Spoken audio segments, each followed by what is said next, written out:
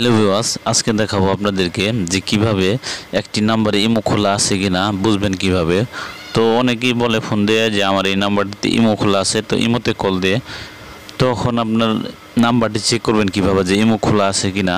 তো এই সম্পর্কে আজকে আপনাদেরকে ভিডিও দিয়ে থাকবো।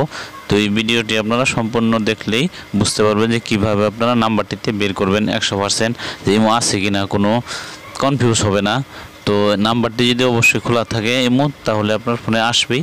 তো এটি করার জন্য আপনারা সর্বপ্রথম যেটি করবেন, তো আপনারা ডায়াল পেটে যাবেন। তো এখানে একটু আগে যেই কল দিয়ে বলবে যে এই নাম্বারটিতে দেখ ইমো খোলা আছে, তো ইমোতে কল দে, আমার এই ফোনে ব্যালেন্স নাই নাকি। তো এরকম বলে থাকে। তো আপনারা কিভাবে কি করবেন, দেখুন নাম্বারটি যেহেতু ডায়াল আছে, তো এখান থেকে খুব সহজভাবে আমরা নাম্বারটি কপি করে নেব। তো নাম্বারটির উপরে ক্লিক করে ধরে রাখবেন। তো রাখার পরে এখান থেকে দেখুন কপি নাম্বার নামে একটি লেখা আছে। তো এই নাম্বারটি কপি করে নিলাম। কপি করে নেওয়ার পরে এখান থেকে আমার কাজ শেষ, নাম্বার নেওয়া হয়ে গেছে। তখন আমি চেক করব যে কীভাবে ইমোটি খোলা আছে কিনা এই নাম্বারটিতে। তো চেক করার জন্য ইমো অ্যাপ্লিকেশনটিতে চলে যাবেন। চলে যাওয়ার পরে এখান থেকে একটু স্ক্রল করে এই দিকে আসবেন। আসার পরে দেখুন এই সেটিং নামে অপশন। তো সেটিংয়ে যাওয়ার আগে দেখুন নিউ কন্ট্যাক্টে যদি যাই, যাওয়ার পরে এখান থেকে সার্চ বার আছে নিচে দেখুন যেখানে। তো এই সার্চ বারে একটু ক্লিক করবেন। ক্লিক করার পরে তো এখানে নাম্বারটি আপনার সার্চ করে দিবেন। যে দেখুন নাম্বারটা যদি আমি এখানে সার্চ করে দেই, দেখুন ডান পাশে কি একটি সুন্দর লেখা আসছে। তো এখানে দেখুন সার্চ বারে আমি নাম্বারটি পেস্ট করে দিলাম। পেস্ট করে দেওয়ার পরে এখানে দেখুন অ্যাড টু কন্ট্যাক্ট। তো এখানে আমি একটা ক্লিক করে দিলাম।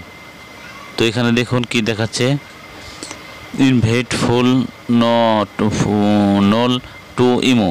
তো এই নাম্বারটিতে কোনো ইমো খোলা নাই। তো এর জন্য এখানে দেখাচ্ছে যে এই নাম্বারটিতে আপনার ইমো খোলা নাই।